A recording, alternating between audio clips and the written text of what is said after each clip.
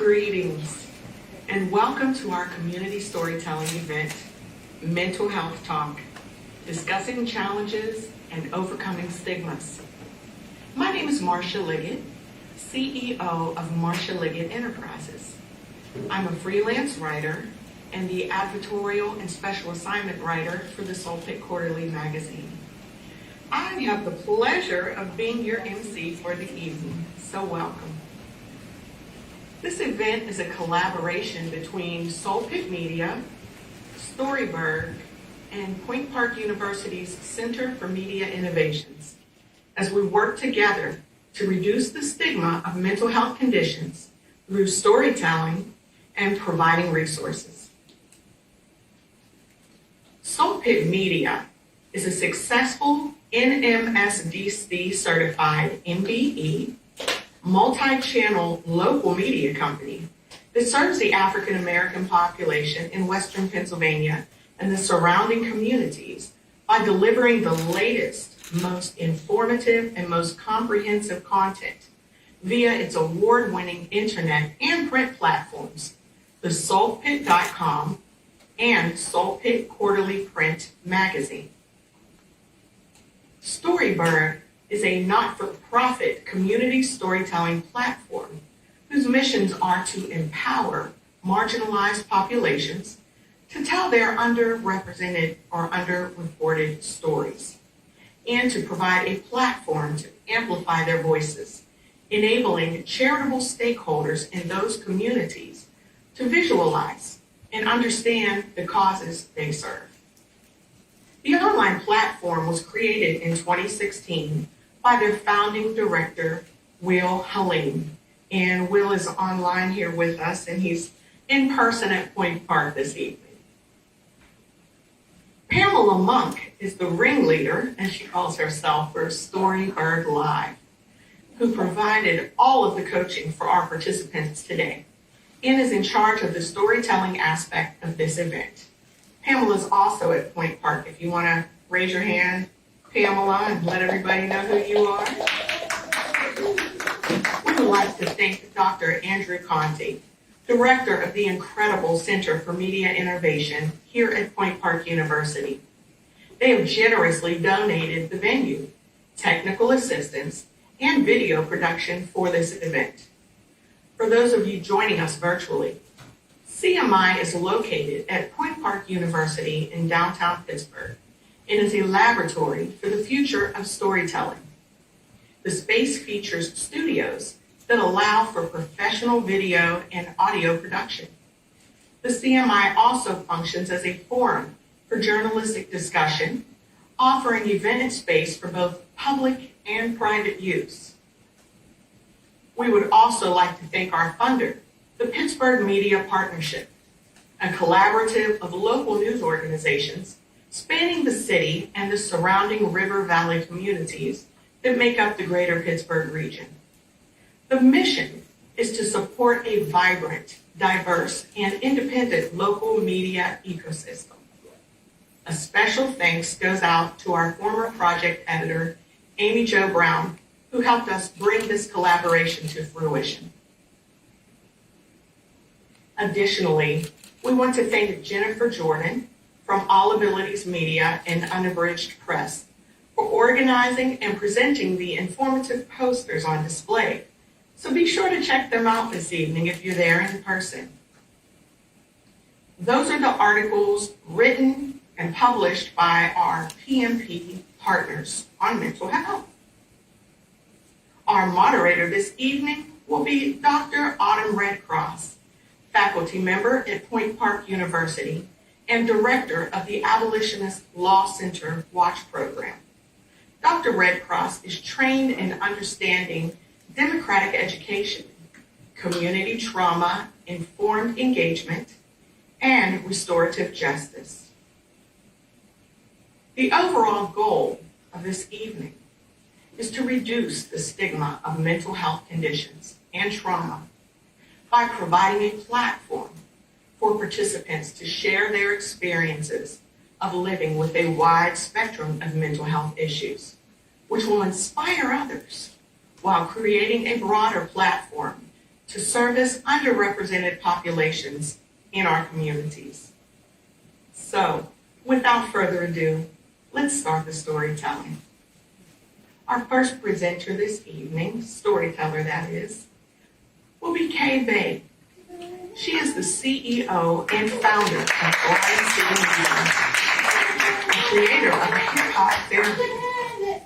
Respite Media will be airing a rerun of this event on Sunday, October 10th, which is World Mental Health Day, on their Roku channel, Grind City TV, where it will continue to be available for on-demand viewing as well.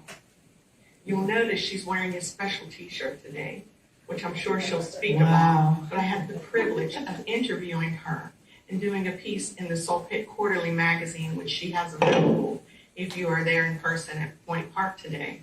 And you can find more out about this fantastic program that she's created. Kay? Oh, hi. Hi. Come on. Hi. All right, let's talk about mental health. All right, my name is Kay Bay. Nice to meet you all. Nice to see you all. I can breathe. I was pacing, y'all.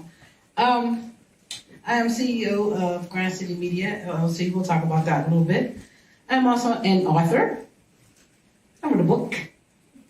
It's called The Building Process, and I also do something called hip-hop therapy. So before I get to telling my story, I need you guys to do something for me. I need you to figure out where your heartbeat is. Can you find that for me? Can you put your hand there? You feel that? Can I get a I love me? I love me. Do you? Because that doesn't sound very convincing. Let's try that again. Say, I love me. I love me. Just a little bit of hip-hop therapy for you. Feel that? That's your beat. That's your swag. That doesn't come from anyone else. You want to know how I found mine? I'm going to tell you. So, I'm a single parent now. But my mother was a single mother. And there was two of us. Me, the baby, and my brother, the beast. My brother, he's a special child. He had my mother wrapped. Y'all ever had one of those siblings to get all the attention and then the other one? I'm the other one. So for a very long time, I felt like I had no voice. You ever feel like that, ever? Ever feel voiceless? In some situations, somewhere, you feel a little voiceless, right? Well, I felt like that my whole childhood. And my brother used to do crazy wild stuff. Like, if we got an E when we were little, you had to get your parent to sign the test and take it back to school. I don't know if you know, but y'all got that techie stuff. But if you're my age, you got them little grades up there, you know what I'm talking about. You had to get your mama to sign that paper to take it back to class every Friday.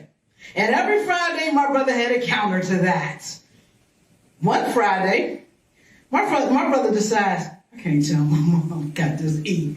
So I got to come up with a way to get different attention. So we're all outside in front of the school. My brother's right out there, standing right where the school buses line up. He's standing right there. You would think everybody would move back. Not my brother. He stood there, and as soon as the school bus pulled off, he put his foot there and moved it back real quick. Oh, and I'm standing there going, are you guys serious? Everybody comes running. Oh, David, what's the matter? David. He looks at me and winks. And laughs, a little bit of spit on his face. And I'm standing there going, you gotta be kidding me, right? Mother comes rushing to the school, take him to the ER, all of this. So mother doesn't have to know he has an E. So I grew up with that. I grew up with suppressing my voice. I used to be the one that would fight the bullies for the other people. So I always felt like I was the voice for the voiceless, but I didn't know my voice. So as I got older, I started to make music. I like music. I used to bang on boxes and figure out sounds. Got older, got the little beat machines. I'm a mother now. I better start figuring out this voice thing, because now I'm a mother, right? Now I'm in my basement one day and I'm making these beats. And I accidentally plugged the headphone in the wrong spot. And I coughed. And my voice came through the speakers. What? That was me. Huh.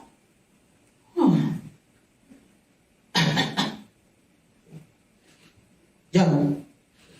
1, 2, 1, 2. 3, 4, 5, 6, 7, 8, 9, 10. Had to test it out. Wait a minute. So I hit record. So now I got my beat. No, 1, 2, 3, 4, 5, 6, 7, 8, 9. Run it back. Oh, that's my voice. And I began to use that voice. The beat. The voice with the beat. So I make this hip hop. It's my hip hop. Because when I listen to my music, I'm hipping and hopping.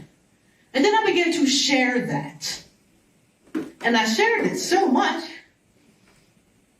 I have a company now. So I found my voice.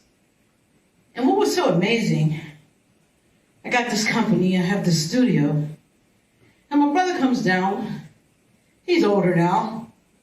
He's a little bit better. But he's a better big brother. And we're talking. And then we started talking. He said, I'm so proud of you. You found a way to get people to listen to things that we should have been able to say a long time ago. Then we started really talking about why he needed this other type of attention. Come to find out, half of the reason why I was suppressing my voice was the same reason why my brother was seeking this attention. Things were occurring to us. And what was occurring to us was being told to me, if you don't say nothing, I won't hurt your brother. What was being told to him, if you don't say nothing, I won't hurt your sister. I'm almost 50. I just found this out 2 years ago. But now my brother speaks on it. He talks about it. He heals now. We are healing now because I found my voice and I showed him how to find his voice. In this shirt is how I showed young people how to find their voice. I do something called hip hop therapy. There's a brochure for it. I've been teaching it for over 20 years, but the basics of it is that heartbeat is original to you and your voice is your own. Please use it. And if you don't know how, allow someone to show you. What I've done with this particular shirt, Guns Down, Mics Up, was one project from the hip hop therapy program. So I put a call out to the young people. Whoever showed up was welcome. We came to my studio, we sat there for 9 hours. We talked, we laughed, we cried, we ate, and then we wrote a song from scratch. And we had a producer there who made a beat from scratch. And we made the song called Guns Down, Mics Up. And we live streamed that process to my channel. Please, don't forget your beat, my good people. And use it with your voice. You will not ever know how many people you will impact when you do. Just know you will impact someone. Check me out, grindcity.biz, or check out my Roku channel, Grind City TV, on your Roku TV or device. My name is K-Bay, and that is my time. Thank you. Peace.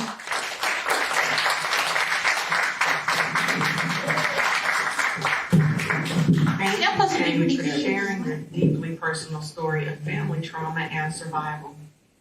Your creation of hip-hop therapy serves as a powerful source of healing, not only for you, but for all those you've helped work through their trauma over the years. Our next storyteller will be Mary Beth Spain. She is a psychology department student at Carlow University, a former mental health therapist, and current mental health editor at Storyburgh. Mary Beth.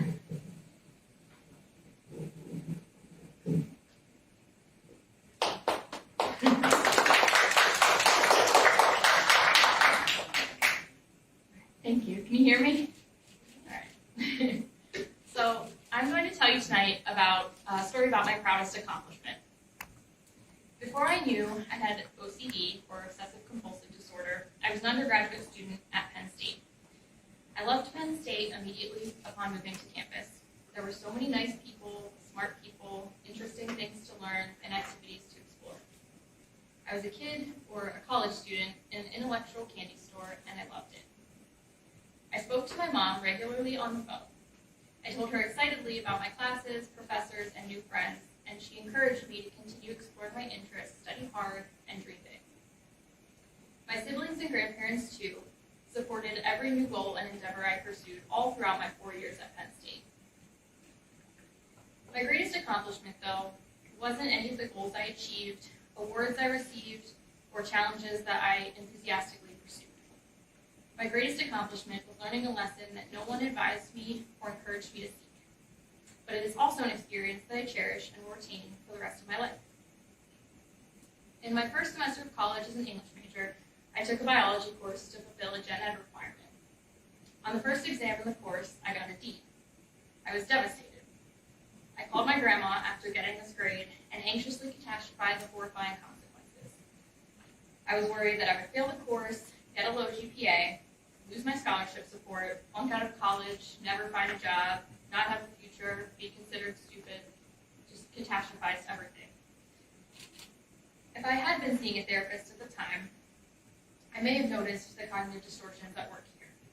Perhaps I would have picked up on the assumptions I made, how these fears that I had weren't realistic, and how if they did occur, they weren't insurmountable obstacles.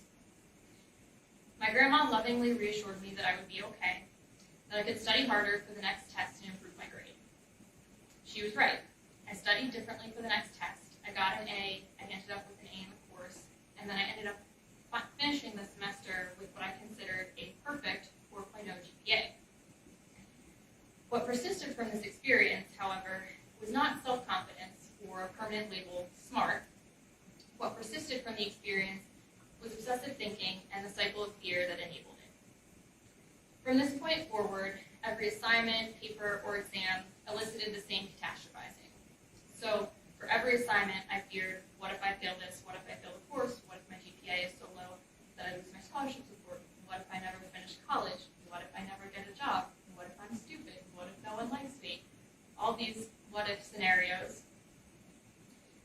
This catastrophizing propelled me to not only complete assignments on time and study for exams, but also to ruminate over my fears and to perfect every task that I was assigned and to sacrifice my health and well-being in the process. I regularly forgot to eat. I drank coffee at midnight so that I could work throughout the night. I barely slept. I spent hours editing papers and re-editing papers, and I had a hard time ultimately turning them in. I canceled plans with friends if I felt like I needed more time to study. I cried, and sometimes I had panic attacks. I tried to ease the what-if scenarios in my brain. I thought that earning anything besides an A would lead to disaster. I developed the notion that every single semester I had to get a 4.0 or there would be devastating consequences. I didn't know that by feeding this cycle of anxiety with this particular response, that I was actually cultivating, fueling, and strengthening OCD. Now, in my last semester at Penn State, I enrolled in a really fun course called Adventure Literature. We read books about hiking, nature, camping, kayaking, and on the weekends we did some of these things together as a class. Also in my last semester of college, however, I felt exhausted. My energy had waned as a result of how much had been expended over the last 4 years to satisfy OCD. I experienced panic attacks regularly, I became depressed, and I started to have suicidal thoughts. I had difficulty functioning and felt no pleasure in anything. As a result of this, I was hospitalized for a week in my last semester in an inpatient psychiatric facility. Thankfully, this hospitalization eventually led to my diagnosis and treatment. I began taking medication for anxiety and depression and started attending outpatient therapy sessions a few times a week. My anxiety started to shift. So I stopped worrying so much about finishing my last semester with that perfect 4.0 GPA, and instead focused more on passing my classes, getting 8 hours of sleep, eating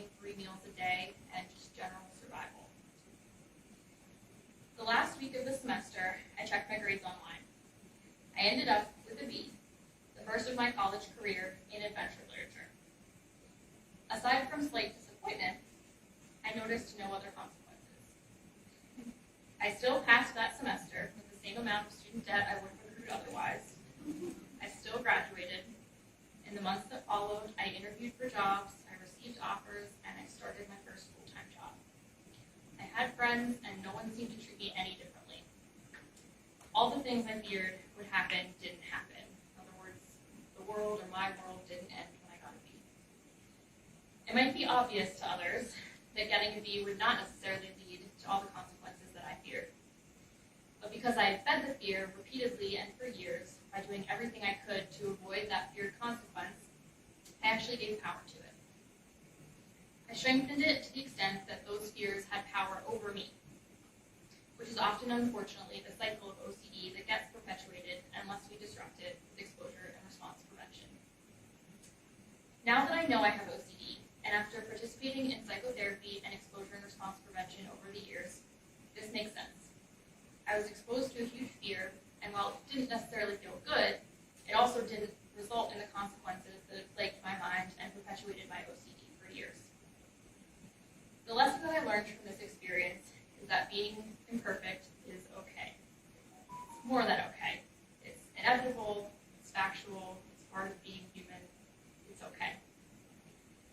I've carried this with me through graduate school, and I share it with family members, friends, and clients now that I'm a therapist myself.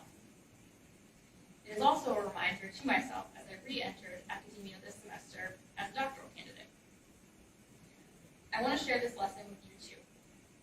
Anyone who might be living with OCD or loving someone who lives with OCD, who perhaps has their own notions of what it means to be perfect. Getting a B in adventure literature, failing in the eyes of my OCD, and experiencing the parallel and perilous adventure of OCD alongside my adventure literature class, this is my proudest accomplishment. Thank you.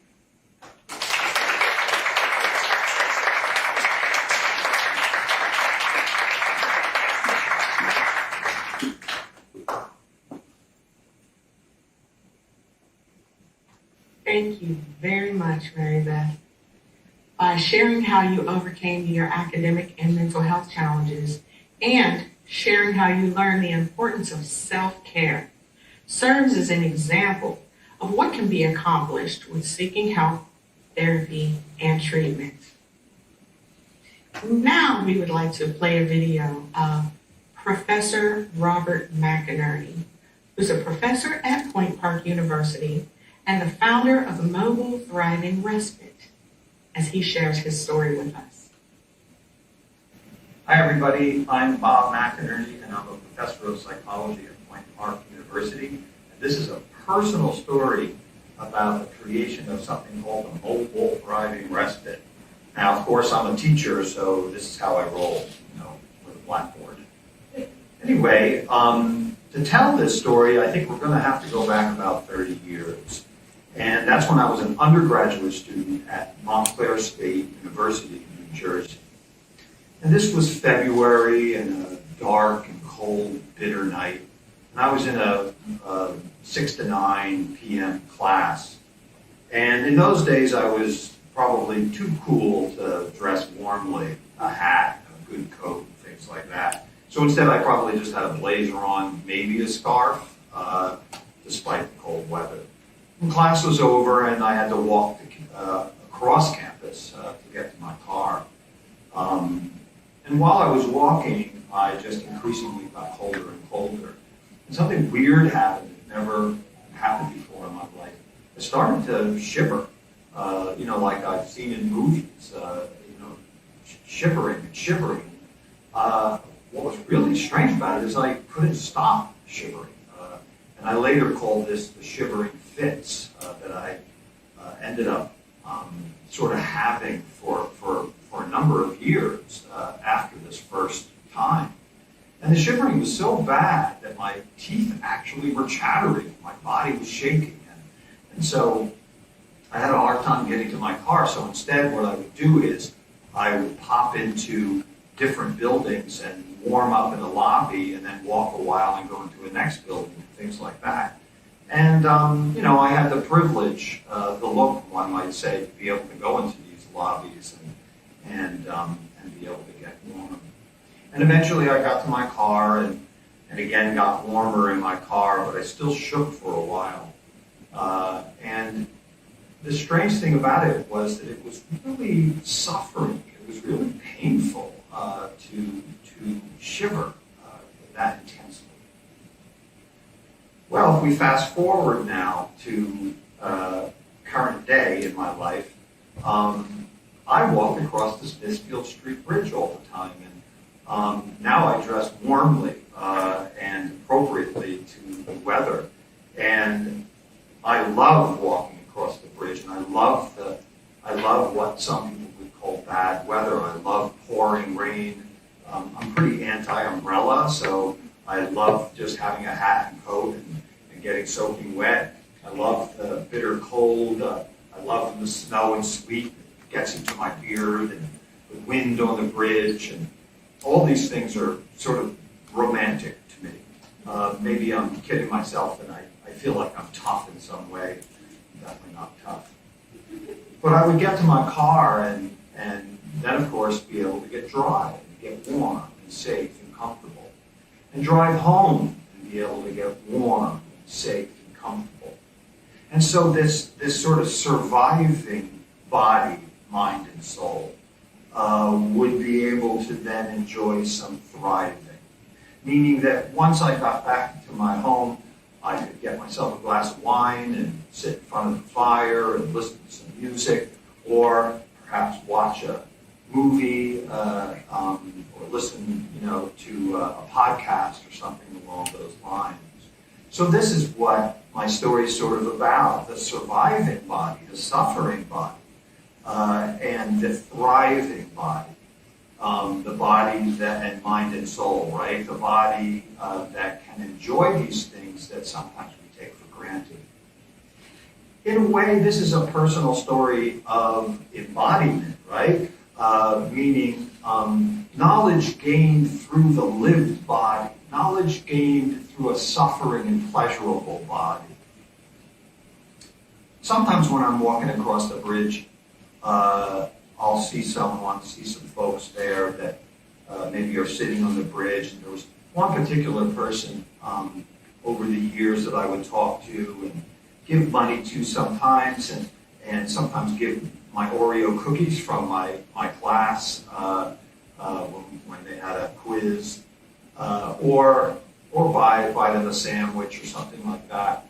And the one person I'm thinking of now is somebody who's about my age, and again out there in the bitter, harsh weather, bitter cold, sitting on the metal of the bridge. And that kind of situation must really ache the body, especially when you get older. And maybe this person I'm thinking of, and certainly other people I'm thinking of, can't get warm, can't get comfortable, can't get dry enough and warm enough. And therefore, their body is in a almost constant state of surviving, a suffering body. And I think it's that sort of knowledge born of the body that led to this thing that we call the Mobile Thriving Respite. And what happened was that I got together with students, and the students were already working on the issue of homelessness as a phenomenon, and they were interviewing people and doing some observations and things like that. And we sat around one day and we talked about how at the shelters and in general, there's a lot of help for people, or a good deal of help maybe for people in terms of surviving. There's food and hygiene products and blankets and coats and medical attention and things like that. But there didn't seem to be as much or much at all regarding thriving.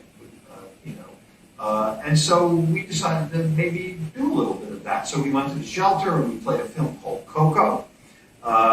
to the women's shelter, and a few women sat down and watched the movie with staff and seemed to enjoy the movie. And the men over at the men's shelter sort of snuck around and were peeking in and asking about it. And I asked one of the guys there if they'd like to have a movie, and they said, yeah, please come and play a movie. So we did. And again, it was a cold night. We went there and we played Coming to America at the men's shelter. And they had their mats on the floor, and a lot of them knew the movie and would yell out lines from the film, and some would probably fall asleep while watching the film, and so on. And this is thriving, and it's good. I think it's good. And so we decided to expand it, and we created the Mobile Thriving Respite. We were fortunate enough to be able to do the respite at the First Presbyterian Church, and Pastors Tom and Dan welcoming us there, and fortunate enough then to go to the First Lutheran Church, and Pastor Jennifer, again, wonderful and welcoming us to do the respite.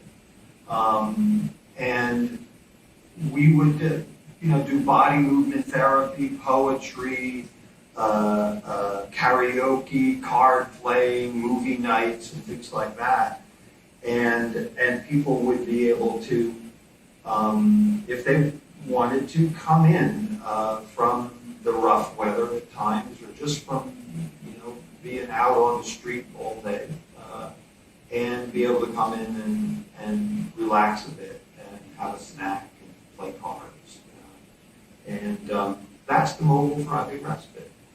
And the interesting thing to me is that the idea of the respite didn't come from theories or philosophies or a moral imperative in some way necessarily. It came from the lived, suffering body, and the knowledge gained from that, while it is not in any way complete, while it doesn't tell me or tell us fully in any way what it's like, it gives enough of a hint, enough of an opening for us to wake up, some of us, and to act. And yeah, that's my personal story about the Mobile Thriving Respite. Thanks everybody for listening. Thank you, Professor Bob, for sharing your personal story about the importance of normalcy for our homeless neighbors, who often may be experiencing mental health issues themselves. Now, our next storyteller is a personal friend of mine, more like a brother. His name is Deonte Clark. He is the Ambridge 2021 candidate for constable. He's an entrepreneur, a semi-pro football coach, and a dad of 6. He will be joining you here at my camera, so I'm going to scoot over and turn it over to him. So welcome, Deonte.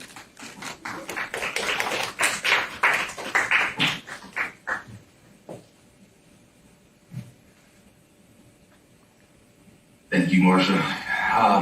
My name is Deonte. I'm going to talk to you guys about depression. So about 14 years ago, I got diagnosed as a diabetic. Little did I know, becoming a diabetic, there's a lot of things that, goes along with it. With that came depression. Several years later, after being diagnosed as a diabetic, is when depression really set in. I ended up losing my great-grandmother around that time. Things got a little hectic for me. That was my go-to. That was my rock. But I really didn't know how to deal with it. I ended up being in a really deep, dark place. I didn't talk to anybody. I would keep to myself. And I didn't realize how it was affecting my family, because I didn't really see it. I would go to work, come home from work, go directly to my room, not pay attention to anything. Until one day, my firstborn son, like Marcia said, I'm a dad of 6. So my firstborn son, I have an older daughter, and then my son, who is now 16. I think this was probably when he was about 14 and a half that we had this conversation. I found out that I guess my children were scared to talk to me. And that was one thing that I never wanted to happen. I don't never want my children to be nervous or scared to come talk to me about anything. So I went upstairs to his room and sat down on his bed, and I asked him, I said, his name is Jalen. And I said, let me talk to you, buddy. And he said, what's up, Dad? I said, so I hear that you're kind of nervous and scared to talk to me about stuff. And he got a little quiet, and he kind of looked at me and shook his head. And I said, what does that mean? He said, yeah, Dad, I am. And I said, well, why? Tell me why. And he said, because I don't know what your mood is. He said, I don't know if you're in a good mood, if you're in a bad mood, if you're going to snap out, you're going to, just go off the deep end. And right then and there, I knew that I had to get help. Because one thing, like I said, I never want my children not to be able to come talk to me about anything. So I ended up calling my PCP and talking to him, letting him know what was going on.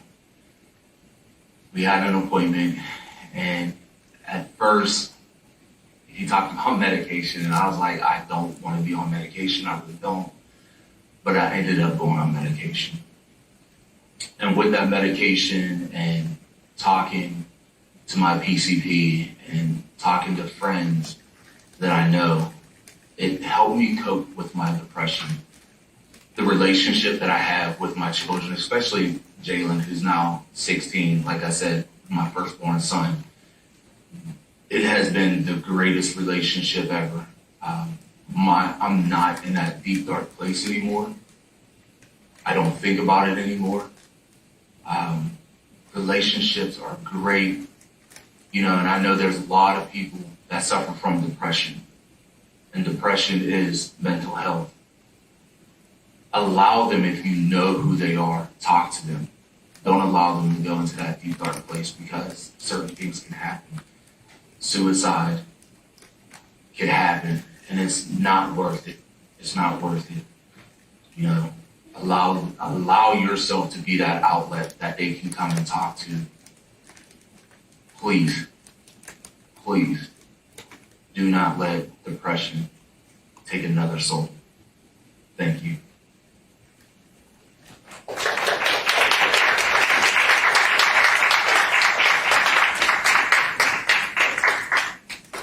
Wow. Thank you, Deonte, for sharing your individual experience battling depression and the way it impacted your family. Your journey is truly inspirational. Our next storyteller will be Chelsea Chase.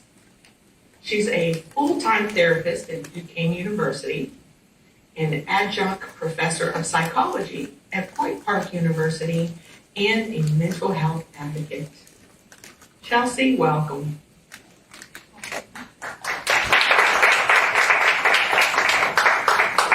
Thank you, Marcia, and thank you, Storyburgh, for having me. A common joke amongst those of us in the mental health field is that we are all here for a reason. This is really only a joke insofar as we all laugh a knowing laugh when this is said, because it is so deeply true that no one who works in mental health ends up there on accident. We each have a story that got left out of personal statements, essays for graduate schools, or interviews at our respective places of employment that is just as, if not far truer than the stories we told that got each of us a foot in the door in our mental health focused communities. I guess this shows, as well as anything, that there is still a stigma. That there is still fear that if we told these intimate stories that reveal our own struggles, we might not be viewed as professional enough, trustworthy enough, or healthy enough for the field. Thank you. Is that better? I hope that in sharing my own story today, we can start to break down some of that stigma, the barriers, and the inauthenticity it creates. I would like to start off my story by acknowledging that I'm privileged in a whole host of ways, many of which will be on display in this story. There are many individuals here specifically in this country that have had systemic disadvantages where I've had advantages, and I want to own that fully. My story would be vastly and critically different were it not for my privilege, and I do not want my story by any means to overshadow that of those who do not have those privileges along the way. Namely, that the intersections between mental health and other parts of identity of my own and others in this story never led to problematic interactions with law enforcement or doctors, both of which I've seen in my own eyes professionally more times than I can count. But that is not my story, not personally anyways. My story is instead one of family, lineage, and truthfully, shame and fear. I knew about mental health and mental illness much earlier on than most people I know. I don't know when I learned explicitly, but it seems as though I've always known that my father was bipolar. When I was little, it was an excuse given as to why Dad didn't always show up when he said he would and was generally unpredictable to me. As I got older, I would come to learn that his disease was well managed, whatever that meant, but also learned more about how bad it had been right around the time I was born. A favorite story in the family was about the time that Dad went on tour with Tony Robbins, trying to become a motivational speaker himself. We talked less about the times when Dad wouldn't get out of bed or would go without a shower or meal other than cereal for weeks at a time. While these stories were told good-naturedly, often humorously, and always as a thing of the past, permanently resolved, though this was not necessarily true, a deep pit welled in my stomach as I feared deeply that what all of these stories meant was that I was doomed. Doomed to be unwell, doomed to lose control of my own mind, my own emotions. And truthfully, at times when our relationship was rocky, I was afraid that I was doomed to be my dad. I remember being a teenager and having fairly normative mood swings, but in those moments, fear and doom would envelop me. I was sure this was it, and I would never be the same again. I would wail on the floor as if bipolar was a monster of epic proportion beating down my door. What I did not necessarily realize then, but I see now, is that this fear that encapsulated me stole from me as well. It stole from me other ways of understanding my father as I narrowed in on this part of his identity. It stole from me more nuanced understandings of the process that we went through together as he shared with me. I see now that much of this time was what catapulted me into my current career. And most intimately, it stole from me a positive and rich relationship with my own emotions. My own perceptions and feelings were the greatest source of my fear, and because of that, I did not take the time to get to know them, listen to them, honor them. And it was this relationship that would take me years to heal. But I did what I think we all do. I kept chugging along in this way because after a while, at least, it was the only way I knew how. That was until I entered my master's program here at Point Park and was asked to do a genogram project.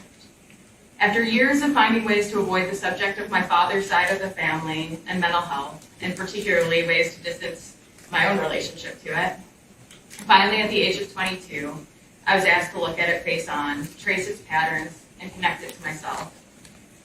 More so, I was asked to do this for a grade, so I really couldn't say no. I reached out to my dad, and we set out on an unexpected journey together.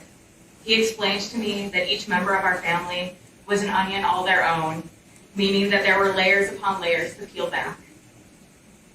As we explored and peeled, I learned a lot about this family that I kept at arm's length and myself. Looking at the family, one of the most notable things that came out is that my father's name is Albert John Chase III.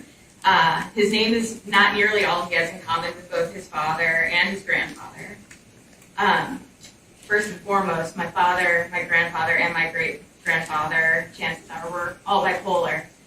Though the name of the diagnosis has changed over the years in our ever-evolving mental health system, family stories point to all of the Alberts struggling with manic depressive episodes.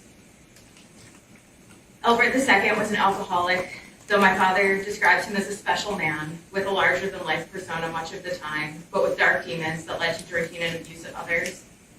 His father, the first Albert, has been referred to in family folklore as John D. Rockefeller because he often walked around like he owned the world. Again, larger than life. At other times, he would stay in bed for days. The pattern is apparent and far-reaching. All three of these men having bipolar disorder causes more patterns than just a pattern of mental illness, however. It causes a pattern of relationships.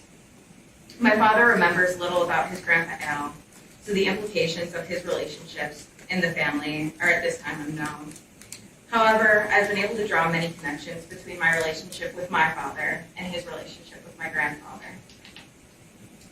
My dad told me stories about having to stand up against his father several times to defend what he believed to be right. Specifically once when he was only 21, so close to the age that I was when we had this conversation. He had to muster his strength and bravery to physically fight his own father in defense of his younger brother and stepmom when his father was drunk and beating on them.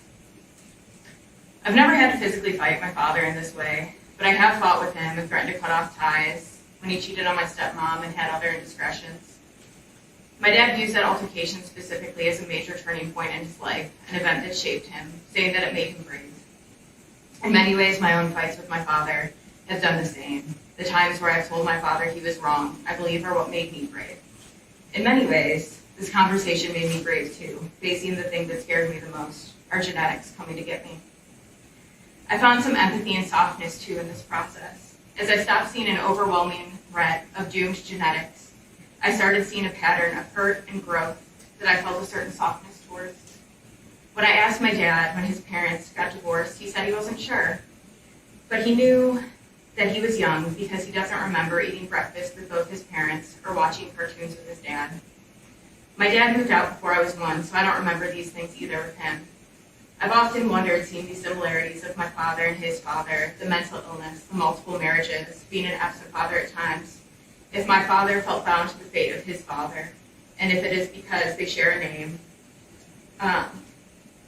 or at least because that is all he has known. The repetition seen in the genogram seems to point that way. While the pattern seems so strong, something about seeing it on paper and hearing it in my father's voice made it less damning, less scary. It also opened up a new way for me to see the world. I was able to realize, borrowing words of Walt Whitman, that I am large, I contain multitudes. And so does my dad. And so do all of the people around me, and that's okay. This transformed into an important lesson that I carry into my personal life, as well as my life and work as a therapist. That sometimes the things we are most afraid of, especially within ourselves, are the things that most need talked about, that most desperately need to see the light of day. If you can say it out loud, it isn't so scary. But contrarily, if we cannot face those parts of ourselves, they grow and expand and become so much scarier. And further, if you can't face it, you can't learn from it. I said early on a bunch of things that my story is not about or comprised of. I have come to realize that my story, or at least this story of mine at this time, is about embracing fear, facing fear and embracing it. The truth is that we cannot live without fear. It is at its core one of our most adaptive emotions. It is that feeling that helps us get the hell out of Dodge when we need to, and for that I'm thankful. I would never want to live without fear. It would be pretty dangerous and problematic, I think.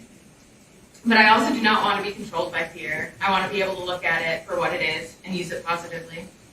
In thinking about this, I looked for advice from others who face fear more boldly, bravely, and frankly more frequently than I do. And what I found is that these folks aren't living fearlessly either. They're simply choosing what to do with that fear. Alex Honnold, a famous adventure rock climber, says this: I've done a lot of thinking about fear. For me, the crucial question is not how to climb without fear. That's impossible. But how to deal with it when it creeps into your nerve endings. And that's what I would like my takeaway from today to be, that we get to choose what we do when we feel the tingle of fear spread through our body.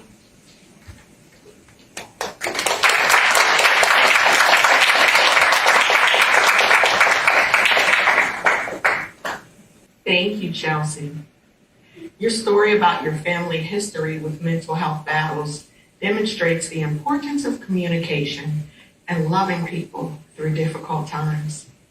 Thank you for your guidance about handling fear. Next, I would like to introduce our storyteller, Sheris Richards, who is a loving wife, mother of two, an educator, certified health coach, and she co-founded the North Dakota Autism Connection with her husband, Tony Richards, who is an international motivational speaker. We will watch her video at this time. Greetings.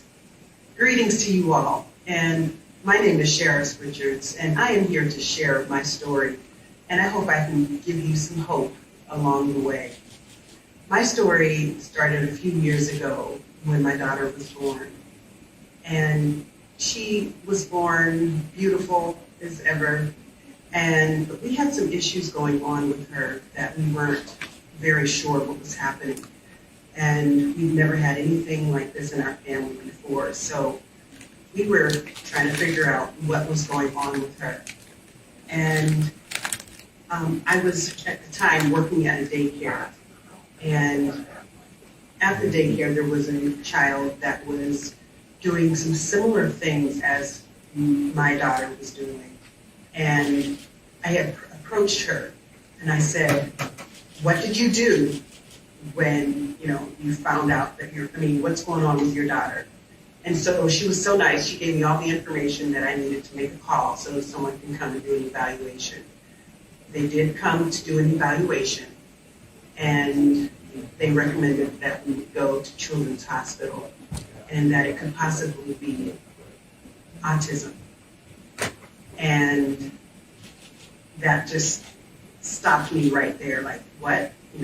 We've never had any of this in our family, so we must be wrong. She could not possibly, how could that happen? So from that point on, we were just in denial. So I was out to prove them wrong.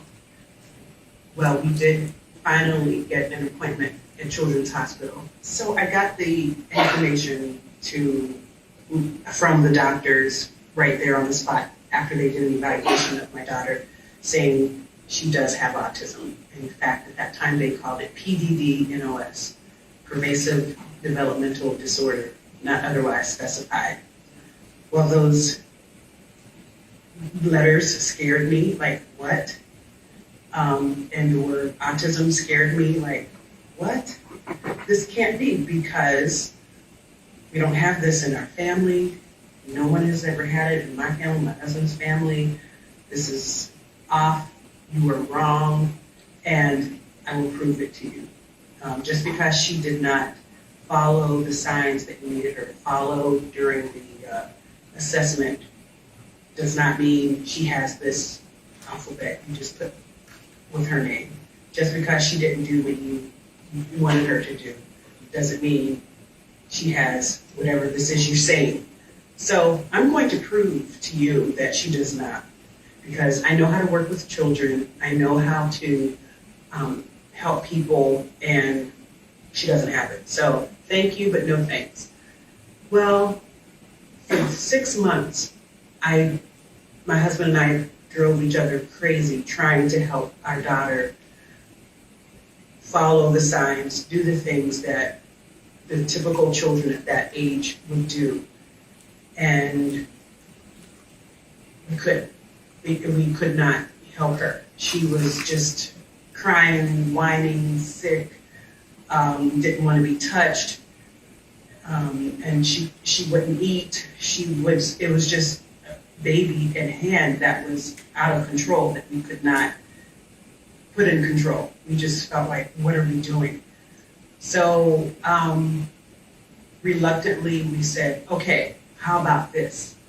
Since they are calling us so often and trying to ask us how we're doing and things, and we keep saying, well, we're fine, don't call us because we're good, because we did not want to receive the information that they gave us as far as having PDD-NOS under the umbrella of autism. No. So after 6 months, almost 8 months, we decided, okay, we're not getting anywhere. Let us just receive the help that they're willing to give us and help our daughter. But we don't have to accept that she has these letters with PDD, NOS, whatever that stuff is called. We didn't even want to acknowledge that. Nope, no, but we're going to take the help. If they're willing to give it, we'll take the help. So that was our first little inkling of, we're not doing her any justice by denying the help they're giving us. Because we're going crazy and she's going crazy and she needed the help. And we didn't realize how much help that they would be if we would have just said yes in the beginning. But we said yes reluctantly. We received the help, but we just did not want to receive those letters with her name. So after we started getting speech therapy, physical therapy, occupational therapy, a behavior specialist, all those people start coming in and out of our home, we were getting overwhelmed, but in a good way, because we started seeing that she was getting what she needed, and that was something that I could not provide, that we could not provide. That prompted me to go to school to get my autism certification, to get my special education degree, things like that. So there was good that came out of that. However, we still did not want to accept that she had a form of autism. However, when we saw the help that was coming along, we decided this is what we need to do. And whatever help we need for our daughter, we're going to get it. Because obviously, we weren't doing what we needed to do. So after really a few years, we accepted the fact that this is something that she had. And when we did accept it, we felt even better. First, we accepted the help because we're like, okay, since you guys say that, then you're going to help us then. So that was relief. But then once we said, this is what she has, especially when I started doing my research, when I started changing my circle of friends, I wanted to start meeting people who said their child had autism or PDD, NOS. I wanted to see what type of life they were living. And then I just decided, wow, we're going through the same things. This is very interesting. And again, once we decided to accept what was going on with our daughter, and we were able to accept the help that was given to us, our lives began to really flourish. We felt so much better. We were not overwhelmed. We felt supported. We surrounded ourselves with like-minded people that were going in the same direction. I was able to help people. They were able to help me, and it was a great thing. So, and I can go on and on about this. My husband and I ended up getting a nonprofit organization called the Autism Connection because we wanted to be advocates to help other people and to help them because we were in a position where we did not want help and we thought we could do it all. So we wanted to help many others, as many as would listen, and that's what we did. And it was a great, great thing. So glad we did. So I just want to encourage you that whatever it is that you are facing or trying to deny, look into it.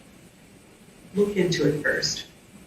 Yes, we have faith and we believe the report of what the Bible says. We do. But we also believe that we need to do what we need to do to get better, to help our families, to help our daughter, to do what we need to do without getting religious or anything. And it's okay, we need to have wisdom so we can help do what we need to do. So that's where I am, and that's where my family is. We have accepted it, and we are fine with it, and we are still working with it till today. Unfortunately, you don't grow out of autism, people say, and maybe people do, I don't know. But from my research, my education, and what I'm doing now, you don't. You just learn how to deal with it. And the best time to get it is in the beginning, so when you can have early intervention. So you can start now, and then as they get older, they'll be able to get away from those quirks and things that they do. So I'm going to stop now. I would love to be able to talk with you further. But again, my name is Sheris Richards, and I appreciate the time to be able to share with you. Thank you.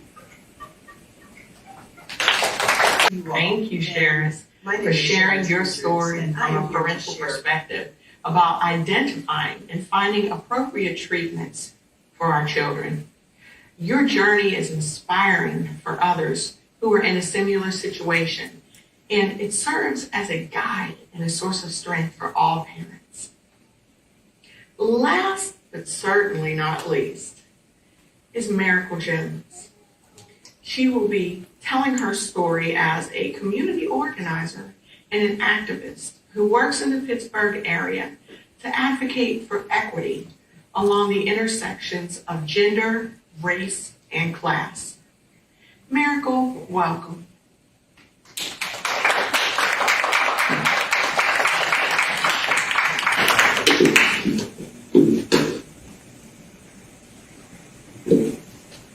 And again, thank you to Storyburgh and Soul Pitt and Point Park University for hosting. And I'll give a general trigger warning on my story. It was another sweltering hot day in Georgia.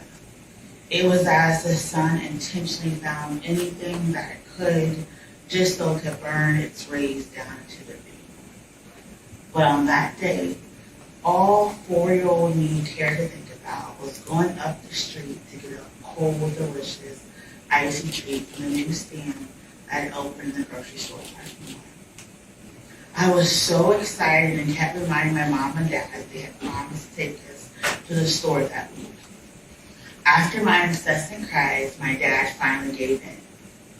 Okay, we're going, but we're only getting 2 things. I repeat, you're only getting 2 things. As our family of 6 piled into the station wagon, all I could think about was getting my hands on a delicious cold icy treat.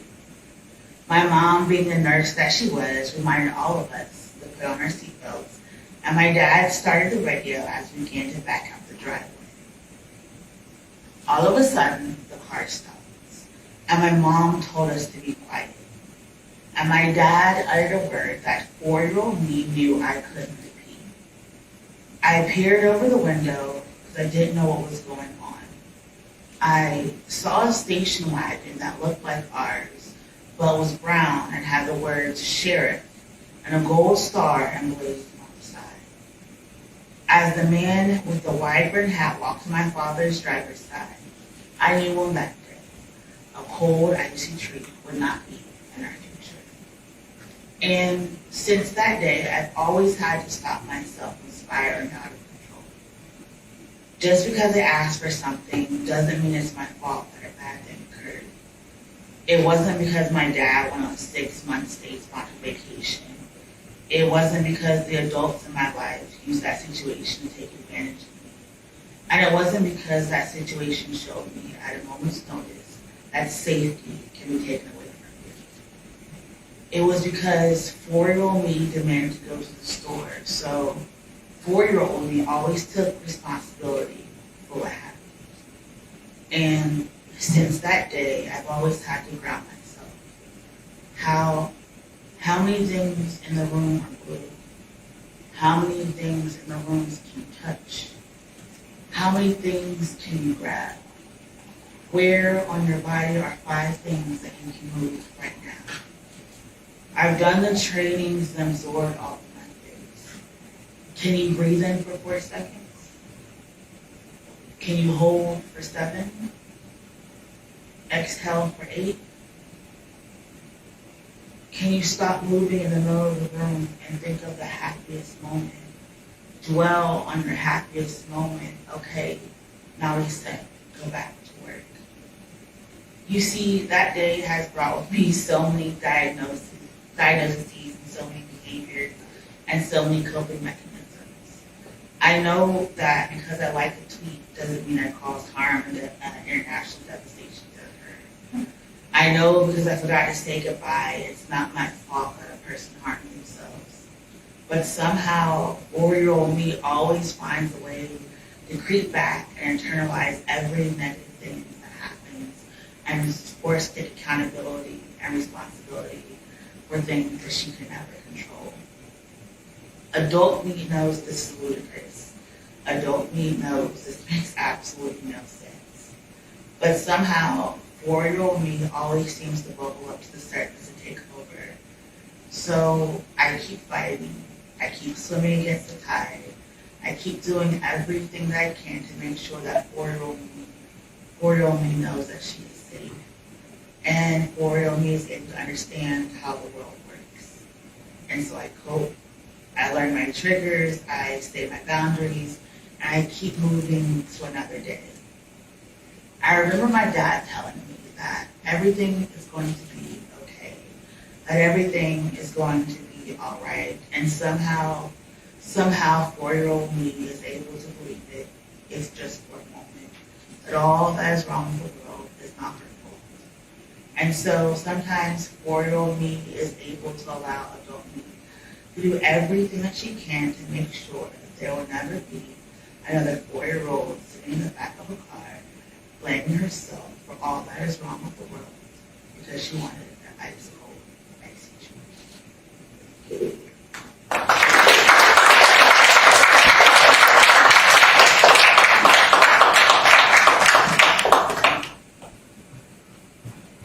Thank you, Miracle. Your story about self-blame is eye-opening and reminds us to love ourselves and to be patient with ourselves, no matter what we're going through. We'd like to thank all of you for your bravery in sharing your personal journeys and challenges with mental health related issues.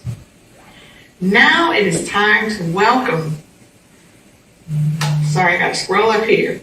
Welcome Dr. Red Cross to moderate further discussion in the question and answer session. For those of you who are joining us virtually, please write your questions in the Facebook Live chat, and we will do our best to address all of those questions. Thank you so much, Marsha. Thank you, everybody here from Storyburgh, all the presenters, the audience, and you on Facebook Live, wherever you are. I'm just glad to ask questions here on the set. That's good too. While we're thinking about that, I just wanted to share a little bit about myself and maybe give an unsolicited, unprepared story of my own. And that starts out with a saying, and that is that death passes around the bed twice when you're in labor. Sounds sort of morbid-ish. It's what my mother told me. I was in labor with my first child, and we both made it through. But the saying is like an old wives' tale, right? It's about the intensity of giving birth and about the possibility, the risk that it takes, and about the frailty of not only the newborn child, but also you who are in labor. My first child was a girl, and I was sort of disappointed. Honestly, I wanted my first to be a boy for some reason, as though those are the options, right? But my mother told me, you'll be glad that you had your girl first. She'll take care of everybody. And it's the truth. I think that my daughter probably was more of a parent in some ways than I was with them growing up. I did later have 2 boys, and I just adore my kids, all 3 of them.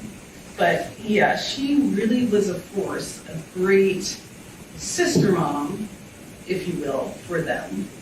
And she still is in a lot of ways. But I think about that saying, death passes around the bed twice. I think about the threat that my kids have just in the face of the public, just in the audacity to walk around and just with the threat of being confronted by police. And you probably have heard about the talk, and I talked about the talk when I gave my dissertation. And the talk is something that we have with our kids who were Black in case they're confronted by the police. And we might say something like, if you're driving and the police stop you, make sure when they arrive at the window that your hands are on the steering wheel. Make sure that you move slowly. Don't look them in the eye because they might perceive that as a threat. And a lot of parents have done this as a habit in an attempt to prepare or empower our children as though we could possibly help something that might regrettably happen to them when we're not with them to protect them ourselves. The stories that we heard tonight were from people's hearts, and they were very much independent of the current time that we're in. We didn't talk about the pandemic, and we didn't talk about the epidemic that is racial injustice here in Pittsburgh and across the nation. And I'm wondering, as a first question, if we could frame your stories or your dispositions, mentally, bodily, or otherwise, within the context of the current moment that is wrought with the pandemic and still in the midst of an uprising in ways that we witnessed the heart of just in the last year. How has this impacted you, the pandemic, the uprising, and what have you done to survive, to thrive, to overcome, to be still, to be, and to help others in your story that is life?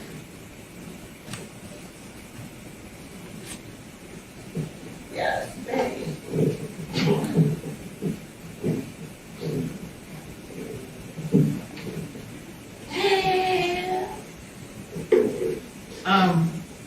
I spoke about having a voice. I spoke about having a voice in the midst of being a depressed child, to a depressed teenager, to a depressed single mother, to a depressed adult, to a depressed grandmother, which I am now. I spoke about having a voice,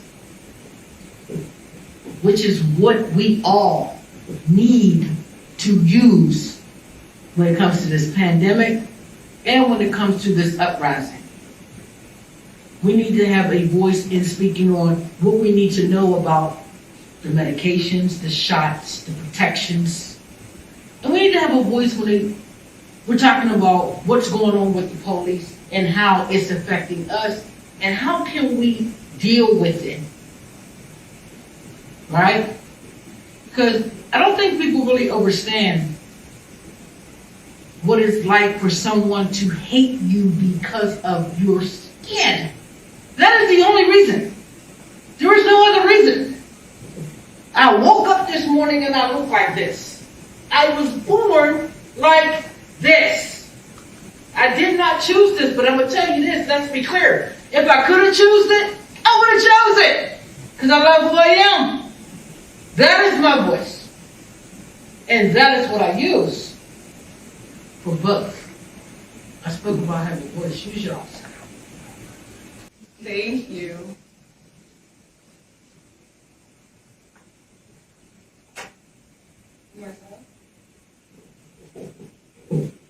We all talked about certain things in our lives that made us depressed and how we overcame that.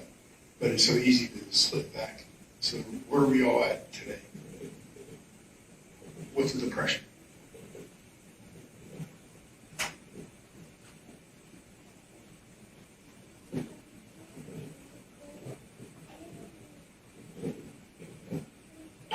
I'll kind of combine the last two. I think the benefit for me to already be in therapy and diagnosing kind of helped me be prepared for the last year. Because I already,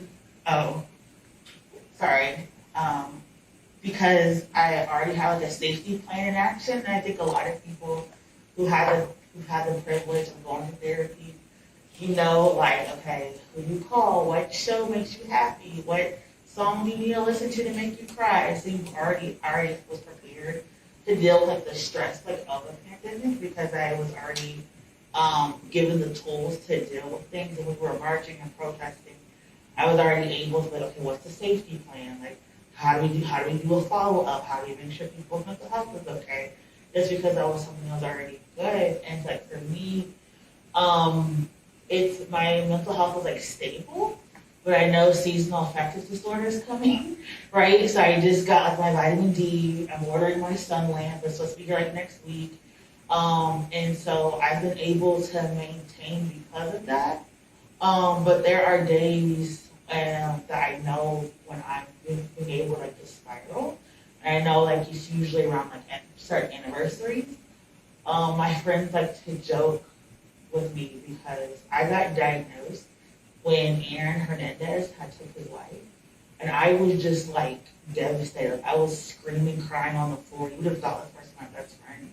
And so I was like, that's not normal. Like, you need to talk to somebody, because that's not how people react and respond to things.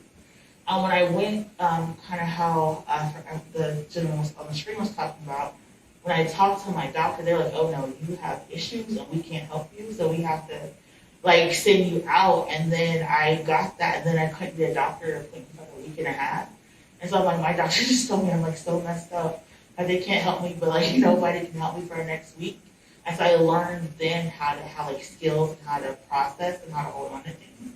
And so I think that's why I've been able to maintain so well this past year, is I already went through so much of like the negative things, and I'm being able to like fall back on the skills that I had already accumulated for the past couple of years and be able to prepare to the point where like, oh, okay, it's fine. You know, I can watch TV, I can binge watch all the Netflix programs, but then it's like, oh crap, when you start to binge stuff, that's also like a sign, and you're like, oh, well, now I have to go do something else. I have to go for a walk, and now I have to like do a virtual dinner, and so that's been able to help me like that's where I've been. Thank you.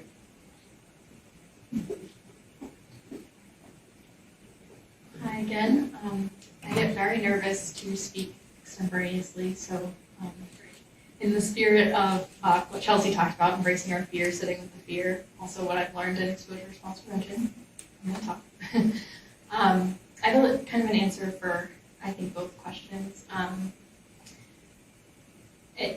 Right now, I'm doing very well, and I think a large part of that is due to my privilege in a lot of ways. Not just, I mean, all the way back from like my story, having a supportive family, looking the way that I look, being cisgender, being white.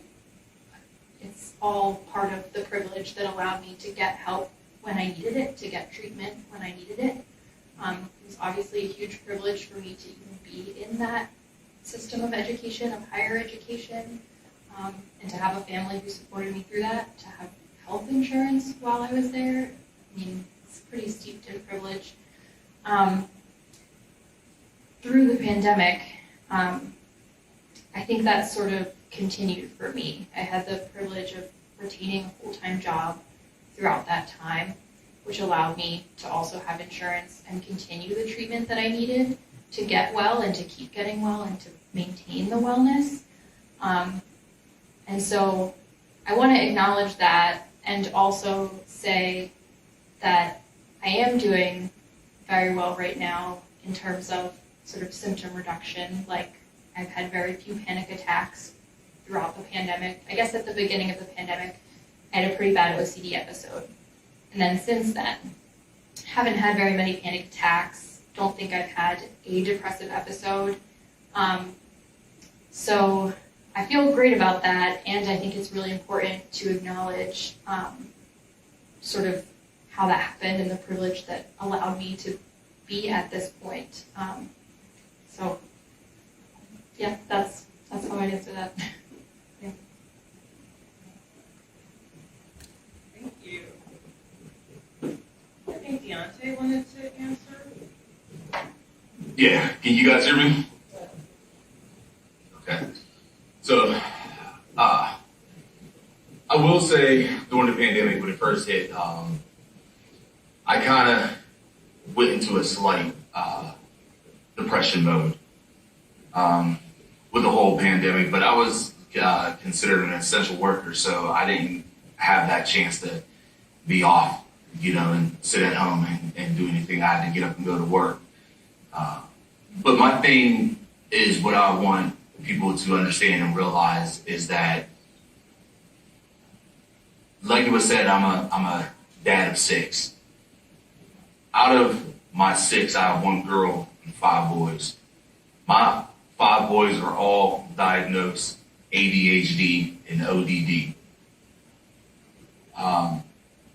It really hasn't been, I haven't technically been diagnosed with ADHD, but my PCP has already said that, I have signs of ADHD and everything else. One of the medications that I'm on is the same medication that my middle son is on to help with our moods and everything else. But one thing I will say is, the candidacy that I'm running for is constable in Ambridge, which is in Beaver County. I have been a constable before, and I have worked in law enforcement. I have seen the way that things have been done to those that have mental health problems. This is one reason why, me running for constable, excuse me, that I would be able to help out, the local police department and everything else. Those that do not understand about mental health and what's going on with them.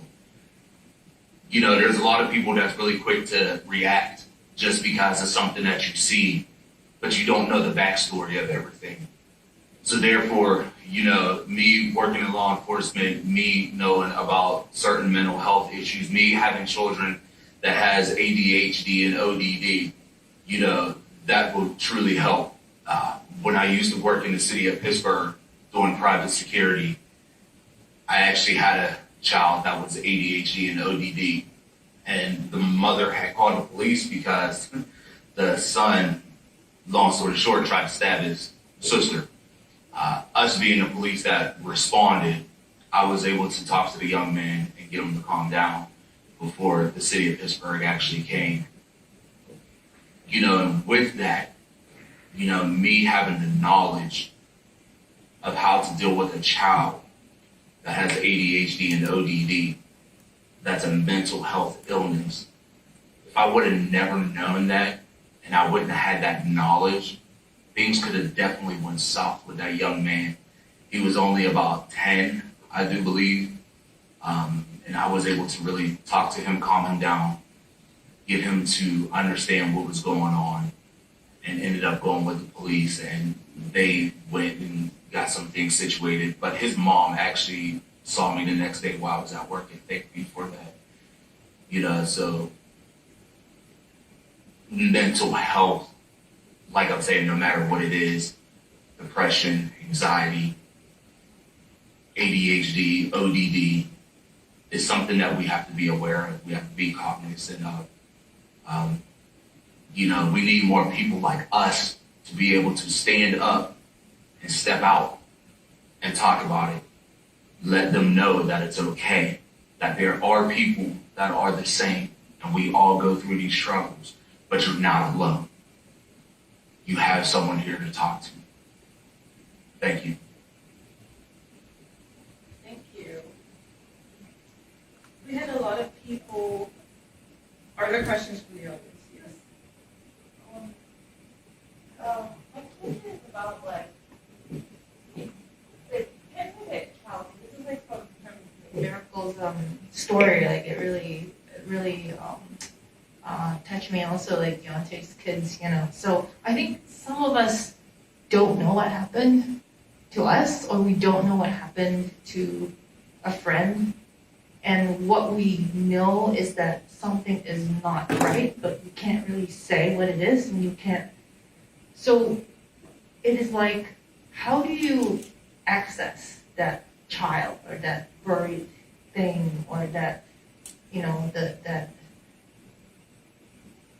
And if it was someone who you were interacting with, do you have a right to, like, how do you even approach that, right? It's a private sphere.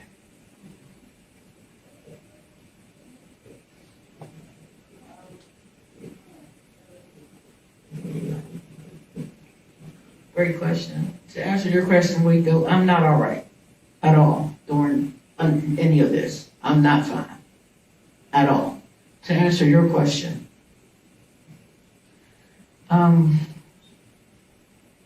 I was telling Miracle that our 4-year-olds have something in common because the first time I remember something occurring to me, I was 4 years old. I think I had to access her myself first. And I didn't do that until I was about 29. And I think once I did that, I was able to admit that she was still there and that she was scared and that she was hiding behind all these masks that I used to wear. And I think a person will let you know that. Do you feel what I'm saying? I think you can't unmask that person for them. You can't do that. You will shake them to their core. This is my opinion. This is just my opinion.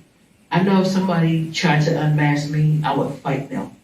It was an instant, what you talking about? I was aggressive until I realized that there was something going on. I knew what it was. I didn't want to face it because then I had to admit at some point in my life, I was weak.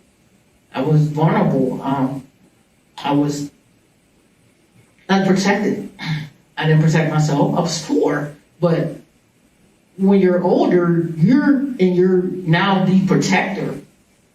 You don't never want to think of yourself as being in a place that you didn't protect yourself. So I think the best thing you could do is be a really, really good friend and be there. Because at some point, they're going to break. And when they do, be there. And they will let you access them. That would be my advice.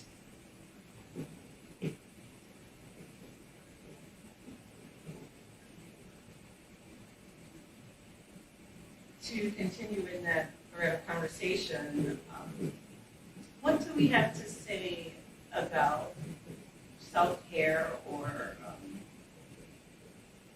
self-care really, recognizing oneself, taking care of oneself outside of therapy? I think for you, Sheris, what is the good of educating parents, and what's the difference between parents having an understanding and knowledge about intellectual disabilities and for therapists, what would you say to folks to do, or what can be done outside of therapy? And Sheris, I really noticed when you said I had to look for another circle of friends. I'm wondering also if you all had that experience. So the question has to do with self-care and therapy and professional versus parents or personal. Okay. There's a couple of questions there. Let me address. As far as my circle of friends, I still have the same friends. However, they were like me. They did not know anything about autism and about what I was dealing with. What they were able to give me was support. Like, I'm so sorry. What can we do?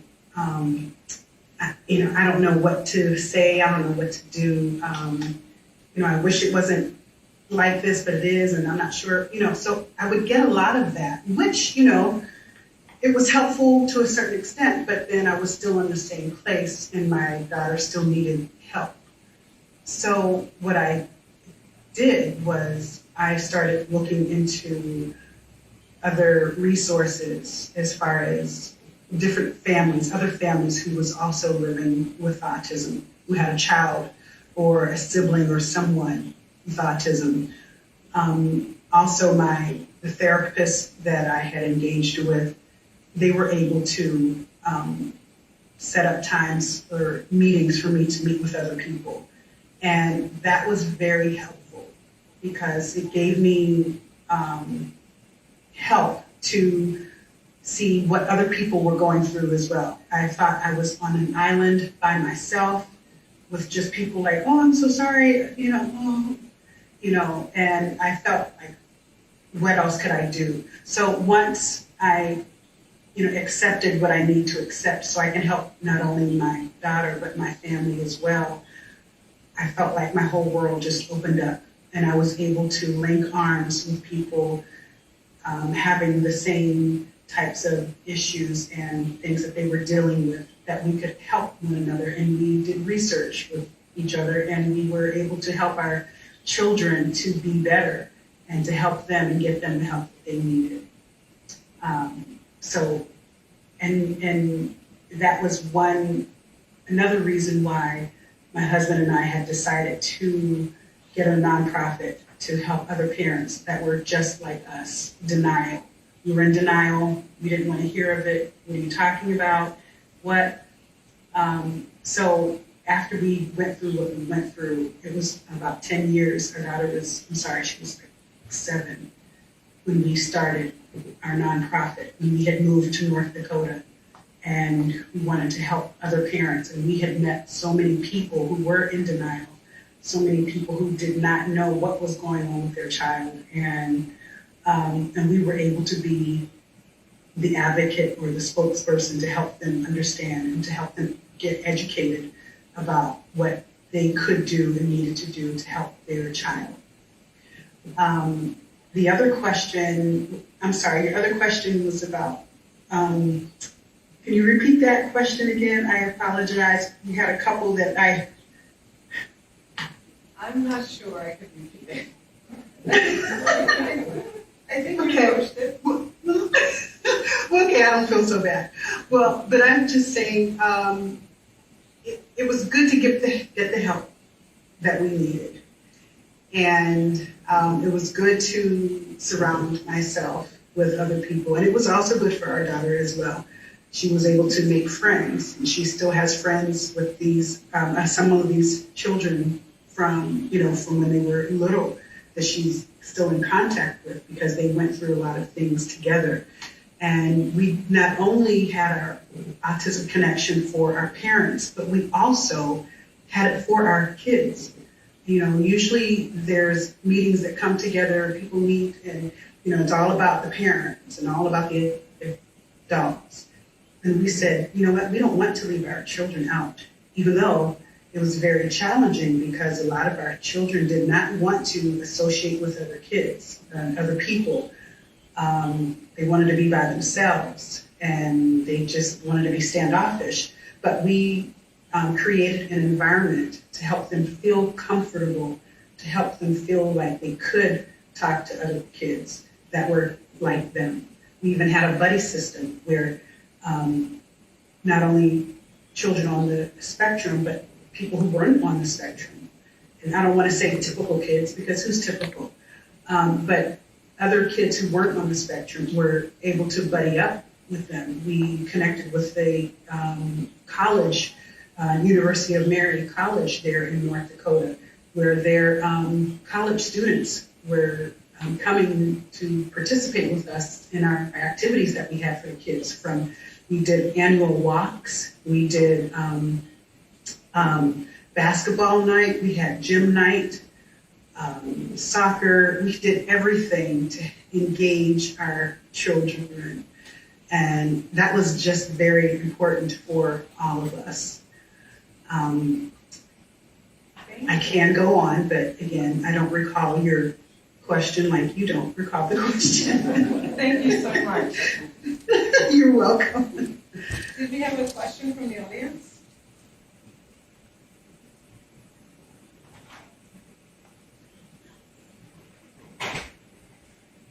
Chelsea, you talked a lot about fear. It came up a lot tonight. I was wondering what, for you, the antithesis of fear is, and well, maybe that's one question. And another one is where you seek joy, or where joy is sparked for you.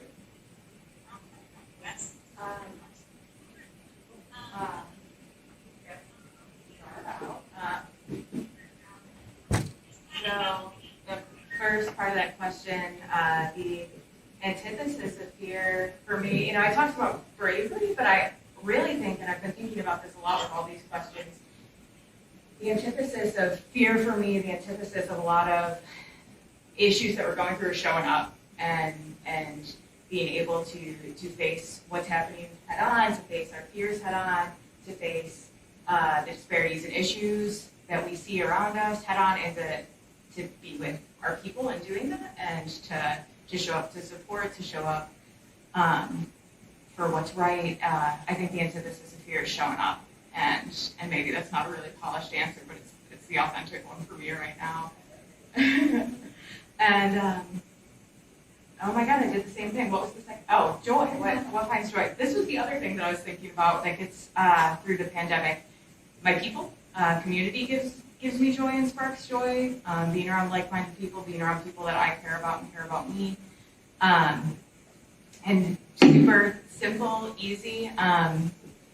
The best sparker of joy in COVID is needing to get outside and walk my dog. Having a reason to get outside every day.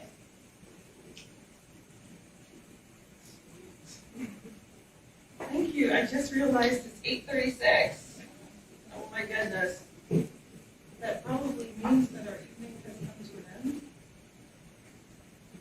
Do we have just a few minutes for all of our panelists to go around and maybe say one last thing, just really quickly? Marsha.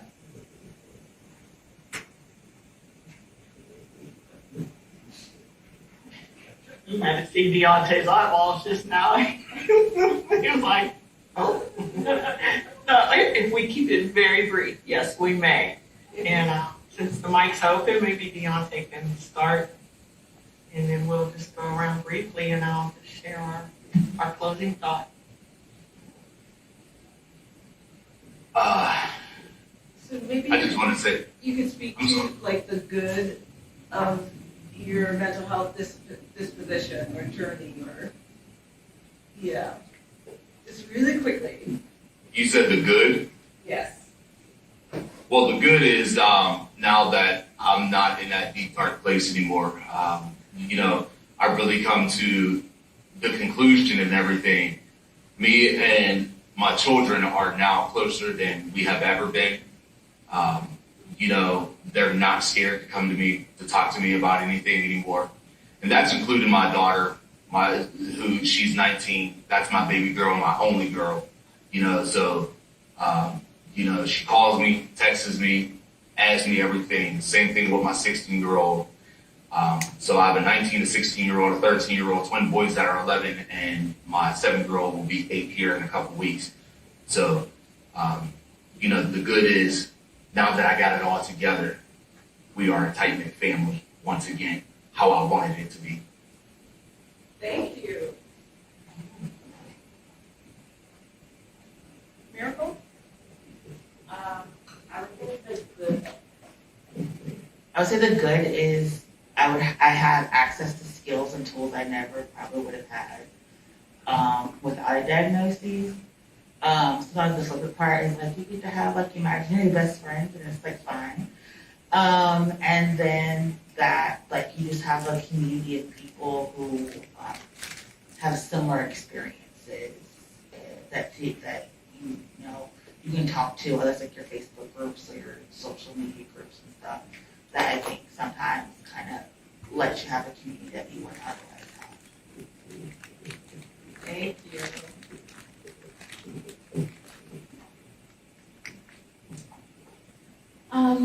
I think that the this is the first thing that popped into my head, and I think it's maybe going to sound like over dramatic, but I think for me the best thing that came from getting a diagnosis is that I'm here, like I survived it, and maybe that's again over dramatic, but I don't know. That's what came to mind for me. The best thing I got from it was like the treatment that helped, that worked, and I'm here as a result. So, Thank you.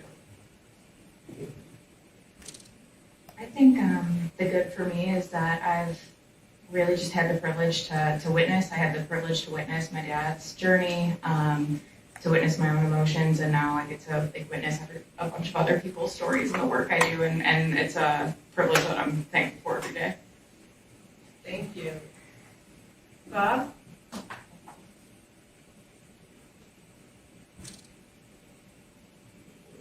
Hi, everybody.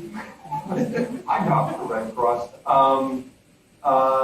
Look, the pandemic has been horrible for everybody, and it continues to be horrible.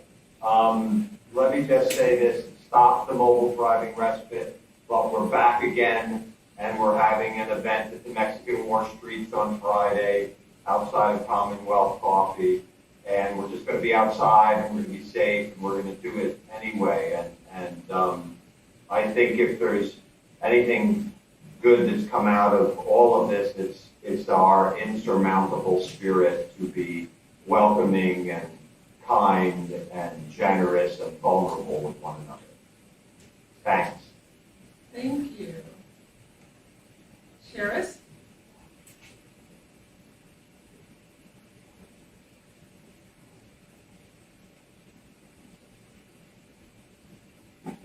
Hello. Well, first of all, I want to say it's been a pleasure to be a part of something that's so powerful and so helpful to so many. I just wish that this could have been a lot bigger. I know many people who would have benefited from hearing all of these great stories that went forth. And it was just great.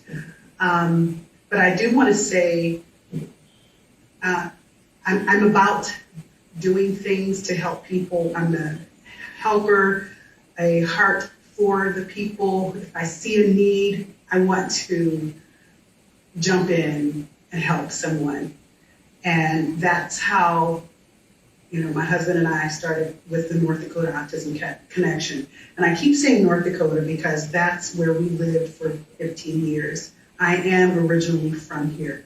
We moved back here, and we want to do something here very soon as well. In fact, my husband is starting a business for adults for people with autism, or you might like to hear autistic people.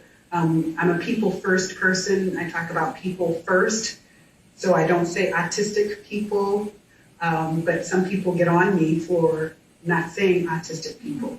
But I'm a people first, so I'm always saying a person living with autism. But so we have both of that language in our flyers and in our things that we are sharing with everyone. So again, like I said, I'm a person, and my husband as well. If we see a need, we want to help people. And we were very successful with our nonprofit organization in North Dakota. I believe we're going to be successful here in Pennsylvania as well. And if any of you would like to participate with us, please, you can get in contact. I can get you my information. But we believe in helping people, and we believe in sharing information, empowering families, empowering children of all ages, and seeing what we can do to encourage, help, lend a hand, and just empower people in general to do and be the best that they can be.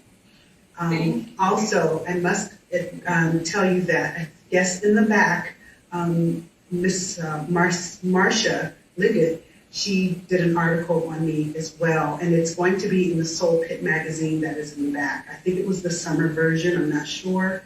But however, my information is there, and if you would like to read more about what I do and how I'm able to help anyone that I'm able to, that information is there. Now, if I answered the question, I'm so glad. But if I did not, please don't shoot me. Oh, no. Yeah, Thank you. Okay. And Kay. Okay, so first of all, all you guys are amazing. You're just absolutely amazing. The good part about all of this for me is I get to continue to teach. Miss Richards, I work with a group of people called Band Together Pittsburgh, which is a nonprofit organization that helps differently abled people, mainly people on the spectrum. We actually have a music video out called Differently Abled Man that won some awards in India. I shot it. Young lady singing about her autistic brother.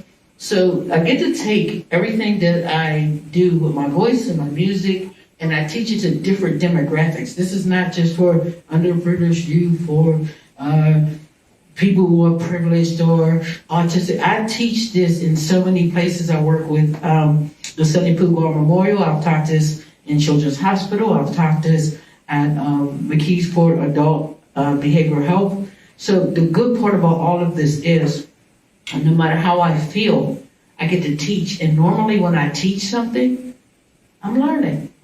And when I'm learning, that always makes me smile. So that's the good. Thank you. Thank you, thank you, thank you. Back to you, Marsha.